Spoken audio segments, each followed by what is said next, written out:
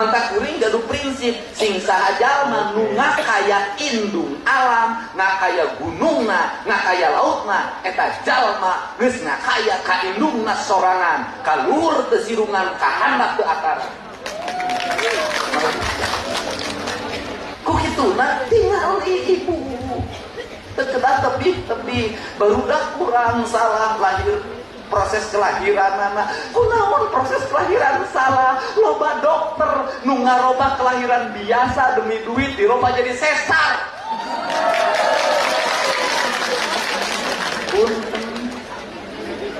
Kan kuring mah tukang ngurus apal, loba dokter anu oknum berenya anu ieu teh sebenarnya bisa normal, tapi normal mah murah, sesar mah 25 juta.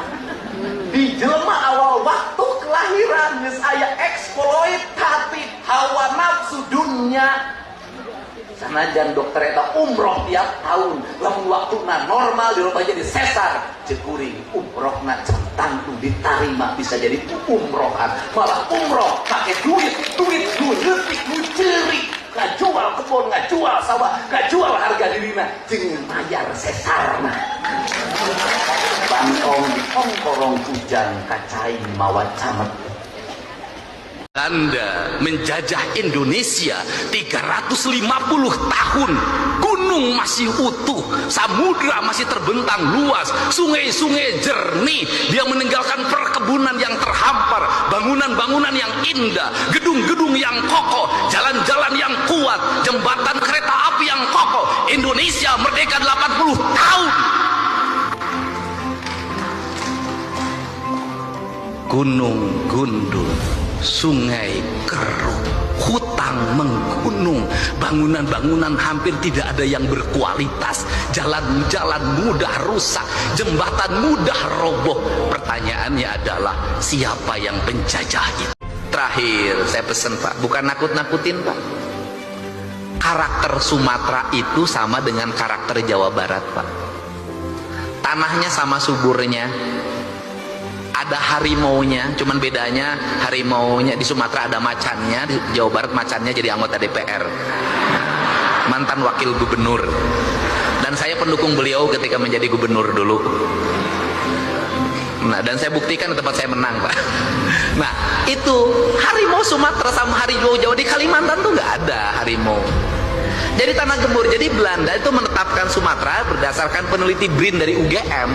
Itu dulu Belanda menetapkan sebagai daerah hijau, daerah hutan lindung, daerah konservasi, daerah taman nasional.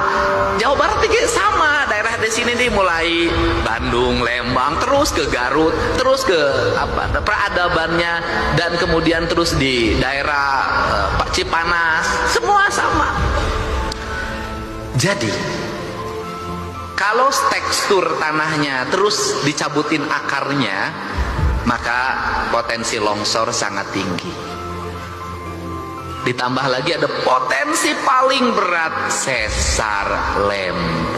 Mending kalau punya anggota DPR-nya baik kayak Pak Dur. Kalau enggak, ngemis-ngemis sama pusat. Negara bukan punya pusat, negara adalah desa yang terhampar di seluruh Indonesia. Itulah pemilik saham terbesar negara. Betul nggak? Betul nggak? Nanti diatur. Saya sudah hitung itu. Saya dengan Pak Prabowo pernah ngitung. Pak Didi, kata Pak Didi nyelesain kemiskinan pertanian gimana? Gampang Pak. Bagaimana? Satu, pupuk jangan dibikin susah-susah.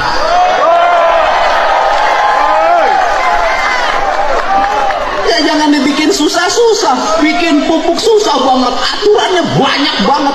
Bikin yang sebanyak-banyaknya, negara rugi, nggak apa-apa, asal petani untung. Betul. Dua, saya katakan setiap buruh tani harus punya sapi. Bantuan sapinya jangan kayak kemarin-kemarin Pak, dari Kementan, kurus-kurus, tua-tua, nggak mau hamil lagi.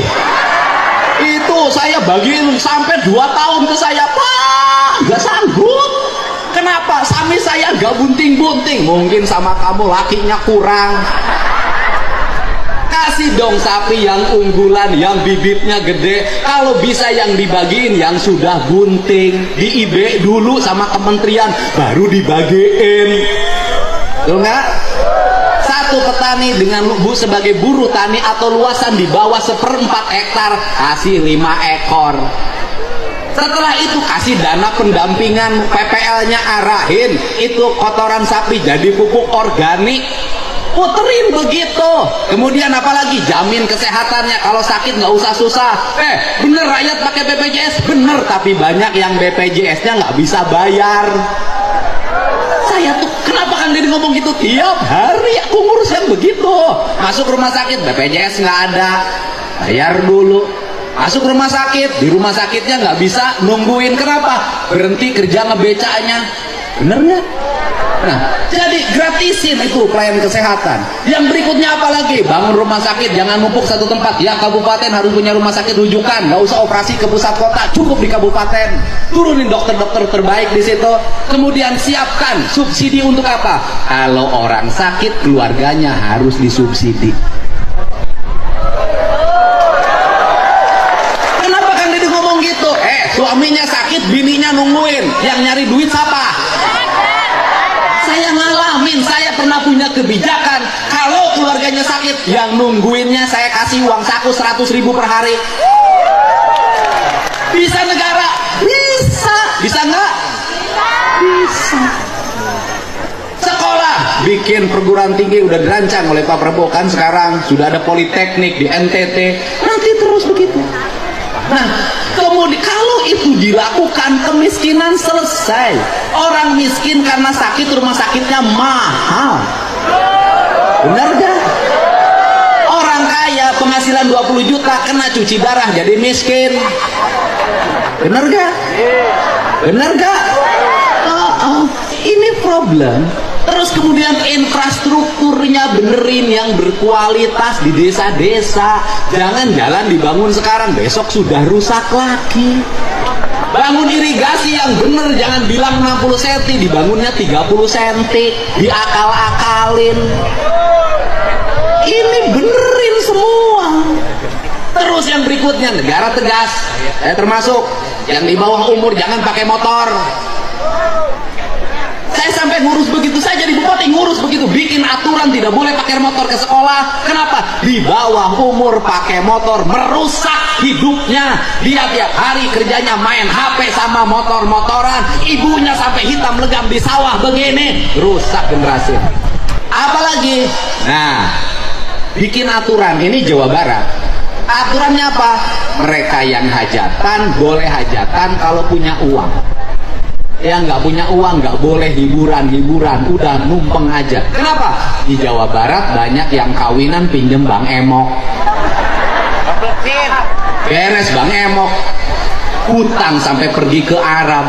Ini negara ngatur, kepala desanya ngatur, semua ngatur seperti itu. Pusat dan daerahnya ngatur, rakyatnya dijamin, diatur tapi dijamin. Sekali lagi apa?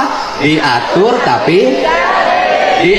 tapi jangan suka ngatur kalau tidak menjam. Begitu. Orang yang ngatur harus menjam. Ini tugas negara mengatur dan menjam. Tugas rakyat diatur dan mendapat jamin. Ya, ini saja apa yang saya sampaikan. Saya panjang dan pendek ngomongnya, pulangnya nggak akan ditransfer. Ongkos sendiri. Alhamdulillah. Tepuk tangan ya buat Kanjeng. Saya kebetulan tiap malam keliling untuk menyampaikan pesan-pesan Pak Prabowo. Tadi malam di Cirebon, sekarang di sini. Nanti malam saya harus ke Bandung, besok saya ke Bekasi. Saya tiap malam keliling untuk menyampaikan pesan. Saya ingin Indonesia kepemimpinan Pak Jokowi diteruskan sama orang yang jujur, orang yang otentik bukan kosmetik, orang yang tidak suka pencitraan tapi ngomong apa adanya, orang yang selalu dihianati tapi tidak pernah mengkhianati. Setuju? Kita ucapkan terima kasih, kita sambut Gus Miftah datang ke tempat ini. Monggo diaturanan lega. Atur nuhun. Wallahu muwaffiq ila aqwamit thoriq. Assalamualaikum warahmatullahi wabarakatuh. Kasih Bu. Alhamdulillah.